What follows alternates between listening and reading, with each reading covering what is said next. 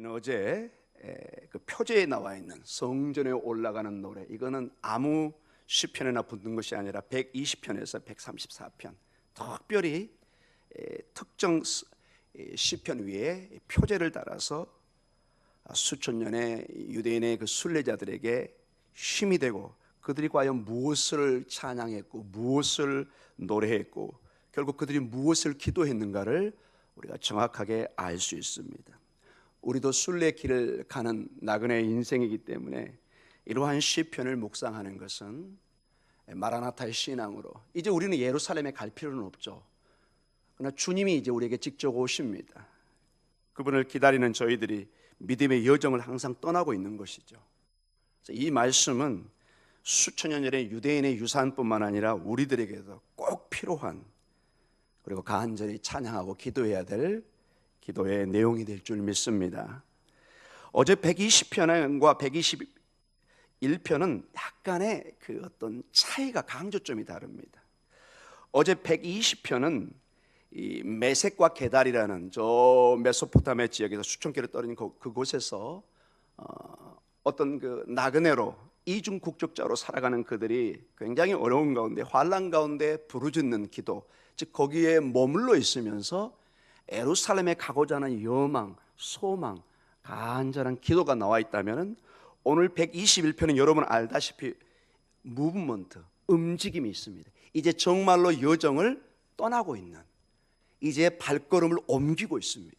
실제로 수천 킬로를 이제 걸어서 가족들이, 그 그룹들이 움직여서 어디로 가고 있는 거죠?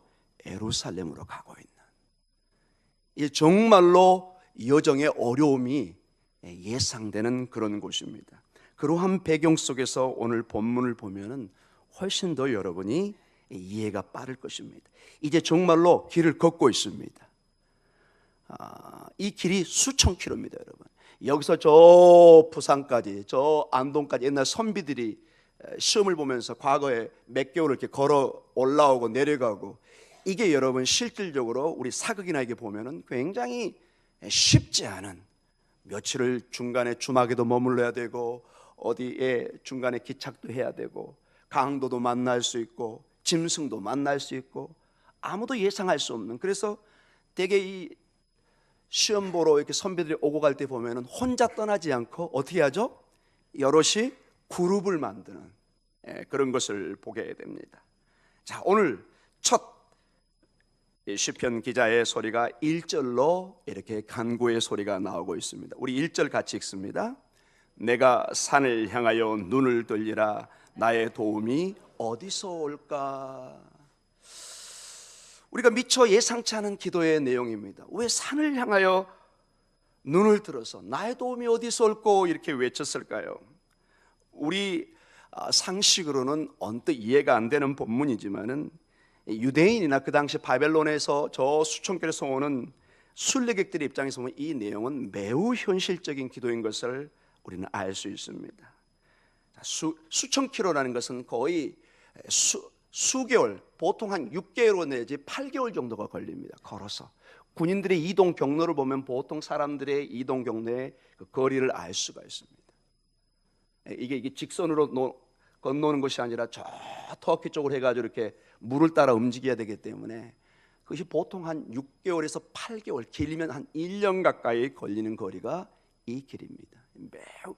그래서 여러분, 한번 순례를 떠난다는 것은, 저 멀리서 온다는 것은 거의 목숨을 걸어야 되는 것입니다. 절대로 쉬운 일이 아닙니다. 잠깐 뭐 우리 기도하고 집에 가고 이런 차원이 아니라 정말로 이번 여행에 내가 죽을 수도 있고, 우리 아버님, 어머님이 이게 마지막 순례길이다, 이런 경우가 대부분이었습니다. 그래서 이런 가까운, 예수님도 여러분 보면은, 기록에 보면은 우리가 성경에 이렇게 쭉 예루살렘에 올라왔다가 또 내려가는 그런 것을 우리가 봅니다. 한 일주일 거리 정도는 이제 애들까지 동원하지만은 수개월이 걸리는 이런 데는 정말 어른들이 목숨을 걸고 수백 명이 이렇게 조를 짜서 움직이는 것을 우리는 역사의 기록을 가지고 있습니다. 이 산은 중요한 영적인 의미가 있습니다. 그 당시에 이 산들에는 주로 우상 숭배를 하는 신전들이 산에 주로 있었습니다. 산은 우리나라 마치 백두산처럼 신령한 어떤 신의 임재, 거처지로 생각을 했습니다. 마치 우리가 산신령이 산다, 무슨 뭐 신의 기운이 있다. 우리도 우리 조상들도 그런 생각을 했던 것처럼 고대 세계도 이런 산에는 신령한 어떤 영이 신들의 거주가 있는, 즉 그 신으로부터 그래서 대개 도움을 받고자 주로 신전들이 산에 이렇게 신당들이 있었던 것을 우리는 기록을 가지고 알고 있습니다. 그래서 보통 이방인들은 자기들의 신전에 자기들의 어떤 곳에 순례를 할 때 그 산에 있는 저기는 우리의 바알 신이 있지, 저기는 우리의 아세라 신이 있지, 이런 식으로 생각하면서 도움을 요청했던 것이 굉장히 상식적인 문제였다는 것입니다. 자, 동일한 순례길을 가는 이 순례자도 과연 이 산 어느 산이 나에게 도움을 줄까, 이렇게 한마디로 질문할 수 있는 것이죠.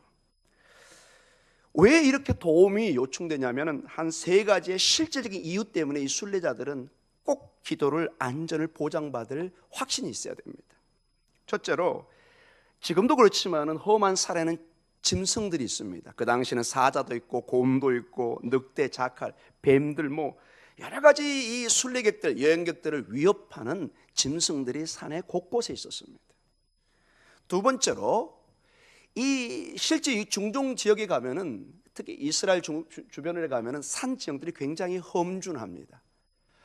예루살렘 자체가 거의 800고지입니다. 이게 올라가는 길이 결코 간단치가 않습니다. 지금 뭐처럼 도로가 쫙쫙 나서 어떤 비행기로 또는 뭐 차로 이렇게 하는 거죠. 전부 걸어서 가고, 여러분 지금부터 한 3,000년, 2,000년 전에 얼마나 길이 좋았으면 좋았겠습니까? 험준한 것 자체죠. 그래서 여러분 이 지형 자체도 조금만 잘못하면 여러분 그 유대 강야를 가보면 잘못 떨어지면 한 200m, 300m 이런 낙떨어지가 많이 있습니다. 오늘 여기 본문에도 나오지만은 3절에 실족지 않게 한다. 이게 발이 미끄러진다는 뜻입니다. 미끄러지면 이 발목이 접진다든지 이러면은 수백 킬로, 수천 킬로를 걸어야 되는데 굉장히 힘든 과정이 되겠죠. 잘못하면 미끄러지면 어떻게 될까요? 죽을 수도 있는 것입니다. 떨어져가지고. 그러니 얼마나 조심조심 가야 될지 모릅니다.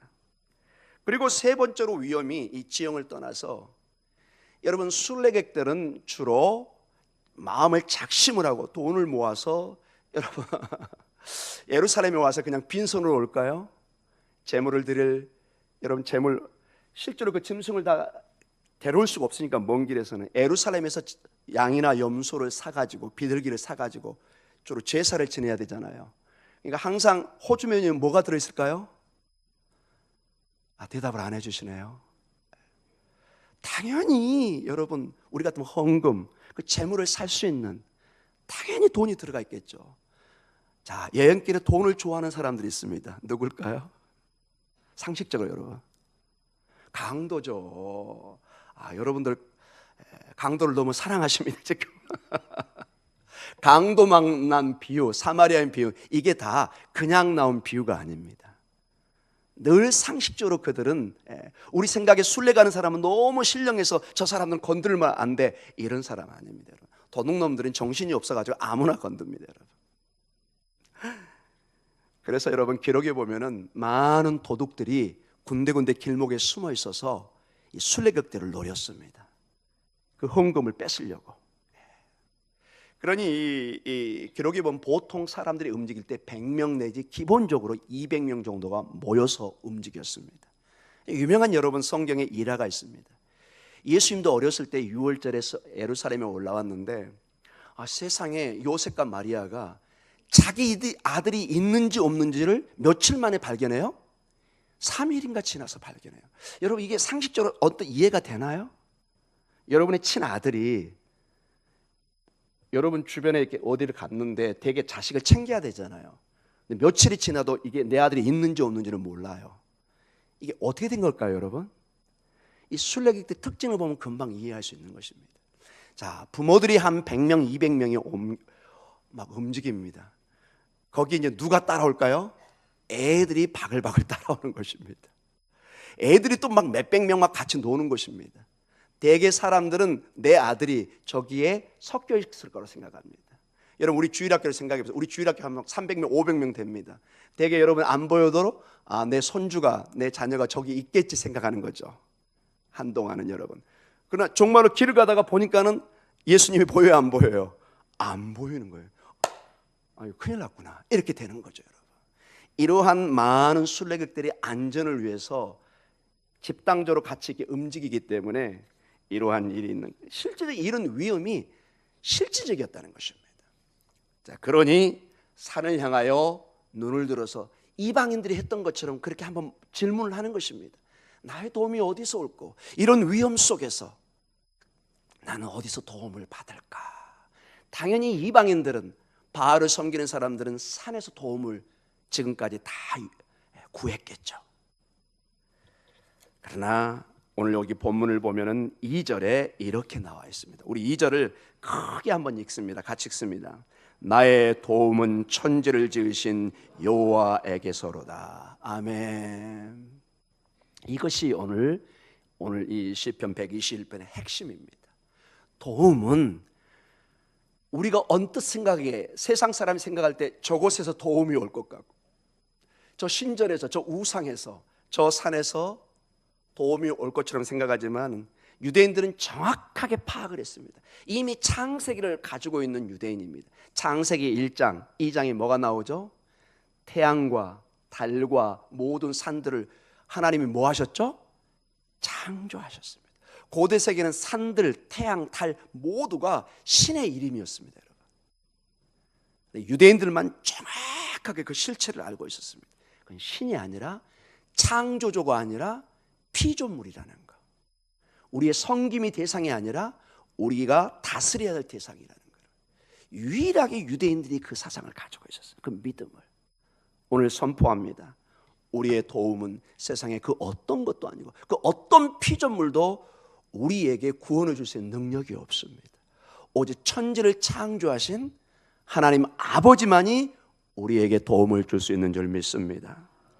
그것이 오늘 이 순례자가 확인하는 것입니다. 결국 순례라는 것은 지금까지 삶의 공사가 탐항해서 정신없이 자기의 비즈니스, 농사에, 무역에 막 하다가 한번 마음을 다잡고 이 창조주 하나님을 다시 확인하는 시간입니다. 여러분, 우리 모두가 예배고 다 일주일의 삶이 다 하나님과 만남의 시간입니다. 그러나 왜 주일이 중요할까요? 우리는 연약하기 때문에 일들을 막 바삐 만나고 사람 만나다 보면은 우리가 이렇게 아침에 와서 기도하듯이 주일에 예배를 드듯이 집중할 수 있는 시간이 많지가 않습니다. 여러분이 비즈니스를 하면서 집중할 수 있는 그건 대단한 신앙이죠. 그러나 대부분은 그러지 못합니다. 또 그 일에 집중을 해야 실수하지 않습니다. 그래서 우리는 일주일에 한 번을 모여서 이 하나님의 은혜를, 나의 직장이, 나의 건강이, 내 가족이 내 힘이 아니라 하나님이 천지를 창조하신 여호와 하나님이 도우신다는 것을 매번 확인하는 것입니다.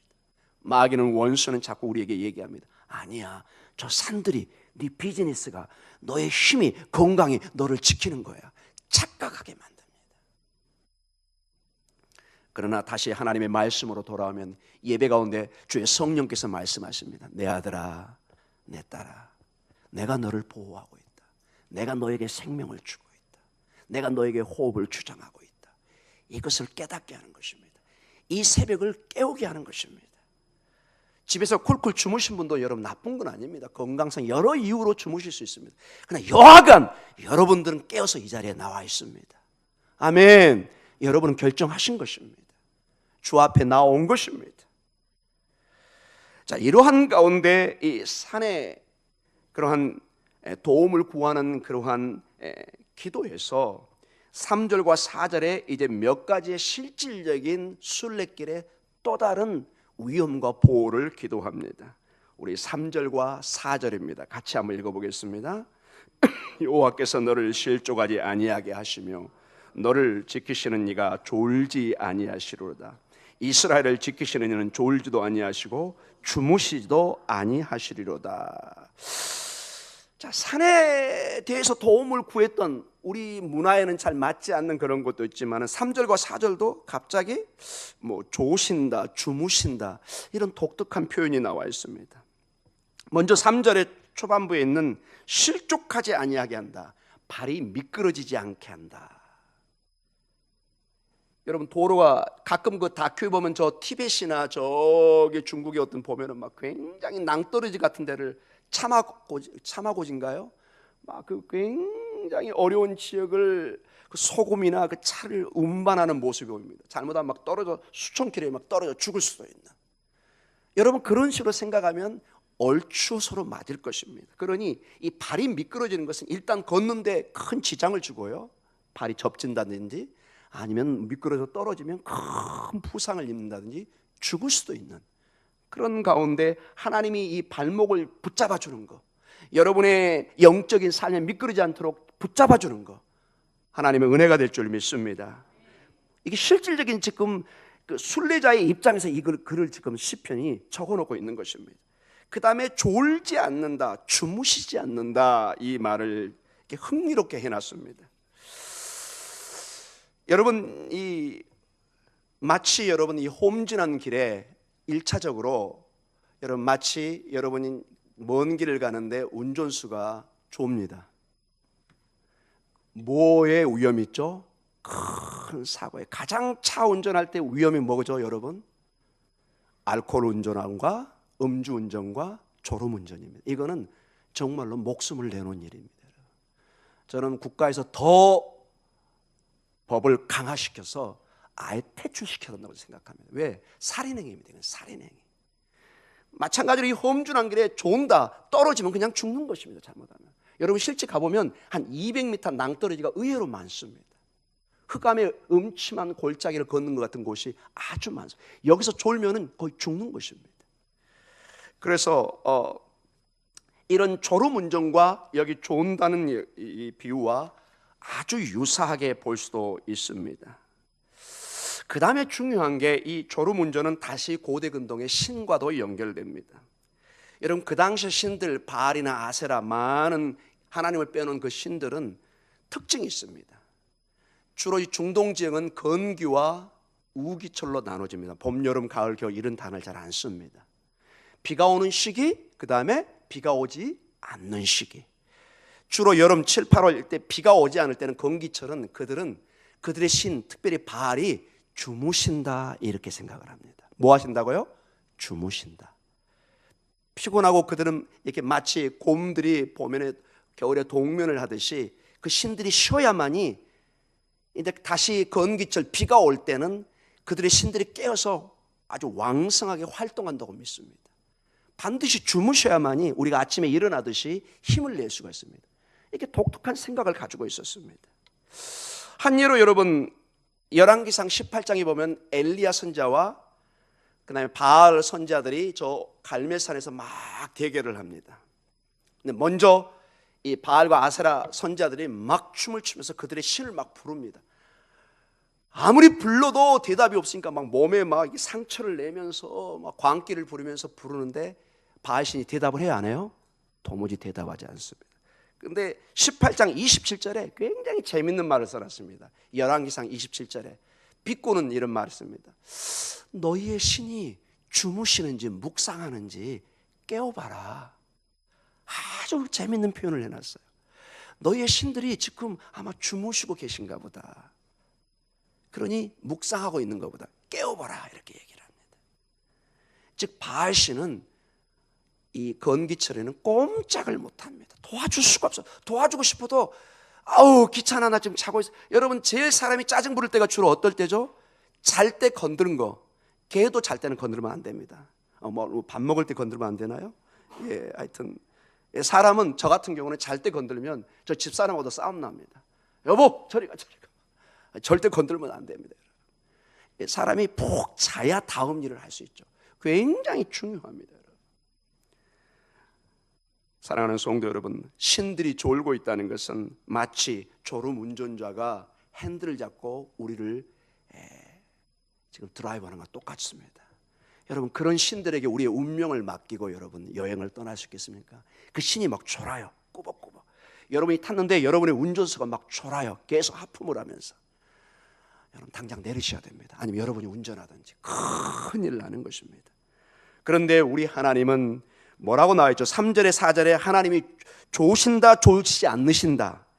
졸지 아니하신다. 주무시지 아니하신다. 명확하게 얘기합니다. 우리 하나님은 24시간 졸지 않을 뿐만 아니라 봄, 여름, 가을, 겨울 계절을 떠나서 항상 주무시지 않습니다.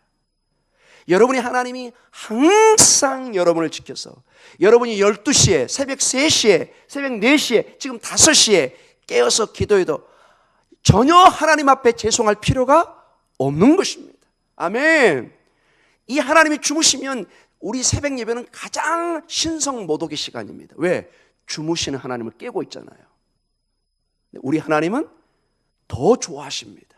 새벽을 깨우는 주님, 새벽을 깨우셨던 예수님, 새벽을 깨우셨던 수많은 믿음의 선배들, 그리고 우리 교회, 하나님이 더 좋아하실 줄 믿습니다. 새벽 여명을 깨고 나오는 하나님, 하나님은 새벽을 깨시는 그것을 너무너무 사랑하십니다. 주님, 새벽을 깨우게 해 주시옵소서. 여러분이 새벽을 깨우고 기도할 때 여러분의 가정에 등불이 밝혀지는 것입니다. 여러분 명심하시기 바랍니다. 자, 그리고 오늘 계속해서 이제 낮의 해와 밤의 달이라는 독특한 비유를 듭니다. 5절과 6절에 보면은, 우리 5절 6절 한번 읽어볼까요? 여호와는 너를 지키시는 이시라. 여호와께서 내 오른쪽에서 내 그늘이 되시니라. 낮의 해가 너를 상하게 하지 아니하며 밤의 달도 너를 해치지 아니하리로다. 아멘. 이것은 이제 여행객들이 여러분 수천 킬로를, 수개월을 걸어옵니다. 이미 하나님 앞에 예배드릴 시간은 정해져 있어요. 6월절, 장막절. 내가 마음대로 가서 오늘 6월절 만듭시다, 나 늦었으니까 안 됩니다. 여러분 우리도 마찬가지죠. 주일을 오일로 바꿉시다, 이거 못 바꾸잖아요. 저희들이 6월절은 뭐 한다고요? 이미 정해져 있어요. 그 시기에 맞춰서 내가 가야 되는 거예요. 그런데 그러다 보면은 낮에 더운 날도 가야 됩니다. 기본적으로 여러분 중동은 기본이 30도 40도입니다. 기본이 낮에. 그리고 체감 온도는 보통 50도를 넘어갑니다. 그러니 낮에 걷는다는 것은 거의 목숨을 내놔야 됩니다. 그 정도로 덥습니다. 그러니 낮에 해로부터, 그 뜨거움으로부터 보호를 받는 그늘의 역할이 있다면 얼마나 감사하겠습니까? 그래서 구름기둥과 불기둥, 그리고 밤에는 또 거짓말처럼 한 8도 9도로 뚝 떨어집니다. 낮에 30도 40도, 밤에 7도 8도 9도, 이 온도차가 심하기 때문에 몸이 못 견딜 정도로 춥습니다. 그러니 구름기둥으로 뜨겁게 그늘을 대고 불기둥으로 뜨겁게 밤에 보호준다는 것은 굉장히 의미가 있는 것입니다. 자, 낮에 그래서 해로부터 보호를 받는 것, 그늘이 있는 것, 나무 역할을 누가 한다는 것, 마치 섀도우, 하나님께서 같이 걸어가면서 우리에게 그늘을 제공하신다는 이 상징적 의미는 매우 순례자들에게 실질적으로 중요한 문제라는 것입니다. 여러분의 삶에 하나님께서 이러한 뜨거운 해의 피해로부터 여러분을 보호해 주실 줄 믿습니다. 밤의 달도 마치 우리가 밤에 이렇게 어떤 토속 종교에 있는 사람도 밤에 뭘 많이 하잖아요. 고대 세계도 동일합니다. 밤은 어두운 영의 힘을 가진 밤의 그 달을 신으로 여겼습니다. 그래서 약간 정신병, 이것을 문스트로크라는 말을 씁니다. 서양에서는 이 정신적인 병을 문스트로크, 즉 달병이라는 뜻입니다. 이게 다 고대 여기서 나온 것입니다.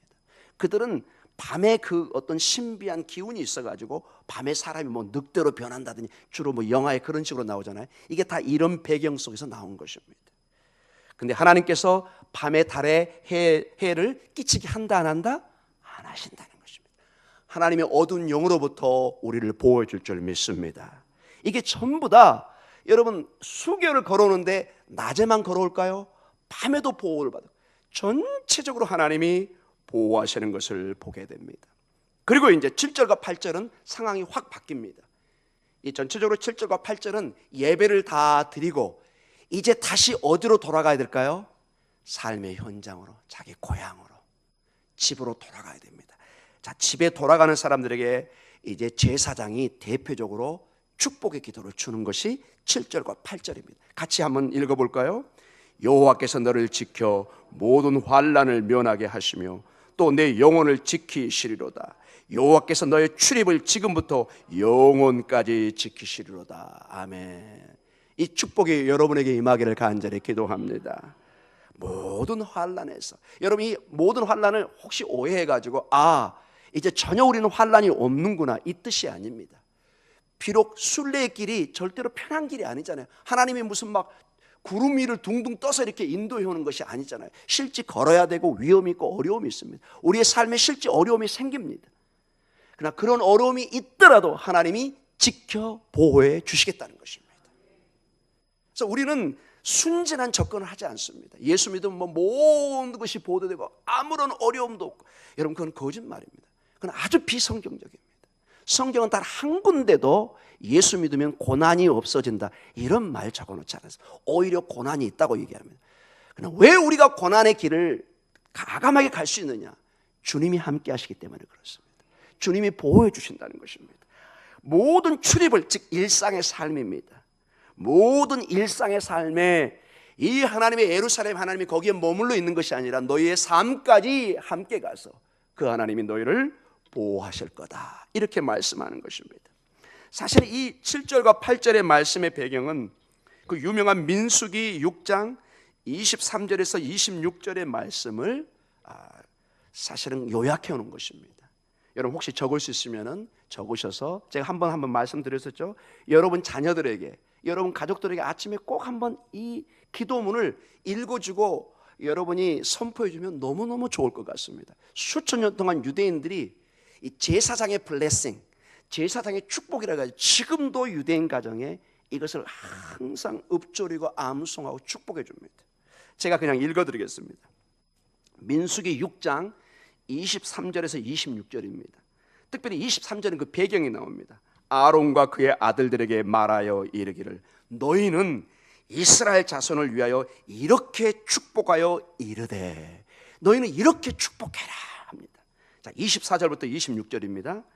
여호와는 내게 복을 주시고 너를 지키시기를 원하며, 여러분 좀 아멘으로 화답해 주시기 바랍니다. 자, 24절도 있습니다. 여호와는 내게 복을 주시고 너를 지키시기를 원하며, 여호와는 그의 얼굴을 내게 비추사 은혜 베푸시기를 원하며, 여호와는 그의 얼굴을 내게로 향하여 드사 평강 주시기를 원하노라 할지니라. 아멘. 지금도 유대인들은 이 축복의 말씀을 수천 년에 걸쳐서 이 말씀이 오늘 축약돼서 7절과 8절에 이 예배를 마치고 제사를 마치고 돌아가는 그 발걸음 위에 내 모든 환난을 내가 너희를 지킬 것이고 내 영혼을 지킬 것이고, 너의 출입, 너의 모든 출입이라는 것은 여러분 아침에 나가서 일하고 이제 돌아오고 다시 자고 또 내일 아침에 나가는 모든 출입을 하나님이 영혼까지 지키시겠다 말씀하고 계십니다. 결론적으로 말씀을 마치겠습니다. 우리 신앙에는 그래서 우리를 지키시는 주님의 보호하심과 사랑을 늘 생각하는 것입니다. 산이 아니라, 세상의 힘이 아니라 창조주 하나님이 나의 도움이다, 나의 힘이다. 특별히 신약에 와서는 우리 예수님이 분명하게 우리에게 약속해 주고 있습니다. 주님의 사랑이 너무 커서 그 누구도 그 사랑에서 끊을 수 없는 것을 말씀하십니다. 로마서 8장 38절과 39절에 그 유명한 선언을 마지막으로 하고 오늘 설교를 마치게 하도록 하겠습니다. 로마서 8장 38절과 39절입니다. 내가 확신하노니 사망이나 생명이나 천사들이나 권세자들이나 현재일이나 장래일이나 능력이나 높음이나 깊음이나 다른 어떤 피조물이라도 우리를 우리 주 그리스도 예수 안에 있는 하나님의 사랑에서 끊을 수 없으리라. 아멘. 여러분이 주의 말씀에 믿음 안에 굳건히 서 있으면 하나님이 이 사랑을 보증해 주시겠다고 말씀하십니다. 우리가 하나님 앞에 나와 순례자의 길을 가고 힘든 길이지만 주님이 동행하시며 반드시 지켜주시고 여러분의 출입을 인도해 주실 줄 믿습니다. 우리 기도하겠습니다.